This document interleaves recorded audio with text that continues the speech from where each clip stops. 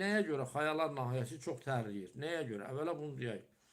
Xayaların tərləməsi təbii prosesdir. Əgər şəxs qalın geyinirsə, düzgün olmayan alt paltarı geyinirsə, sintetik paltarlardan istifadə eləyirsə, çox oturaq həyat sürürsə, bu zaman xayaların tərlənməsi və tərlənmənin artması təbiidir. Nəyə görə? Çünki xayalarda temperatur normalda 35 dərəcə olmalıdır. Onları çox ört-basdır elədikdə, orada hava dövr eləmədikdə xaya ətrafında, istər-istəməz orada qızma yaranır. Bu nəticəsində xayalar başlayır çox tərləsin ki, oradakı temperaturu salsın. Bədənin təbii reaksiyasıdır.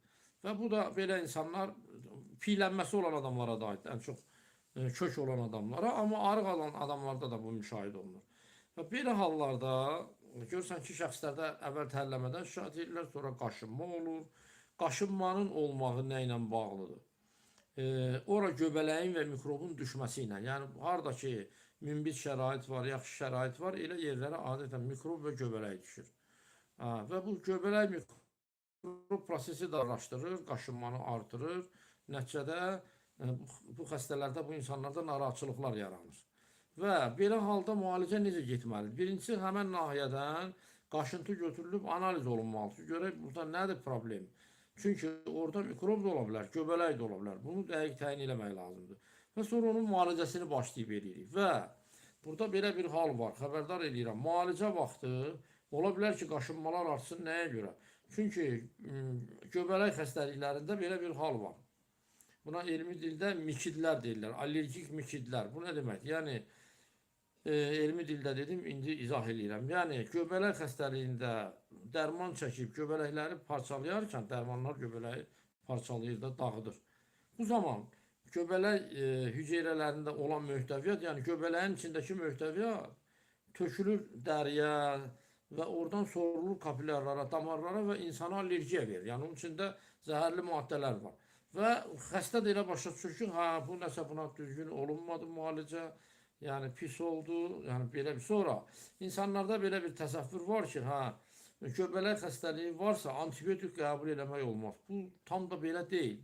Baxır o göbələk hardadır və sən antibiotiki hara qəbul edirsən. Əgər göbələk olan sahə ilə antibiotikin təyin olunduğu sahə fərqli sahələrdirsə, bu zaman müəyyən antibiotiklərdən istifadə eləmək olar. Təbii ki, göbələk əleyhinə dərman verməklə, ya şəxsə göbələk əleyhinə dərman verilirsə, onda orada antibiotikin tətbiqi mümkündür. Çünki bəzən elə bir hal olur ki, bir şəxsdə iki problem olur.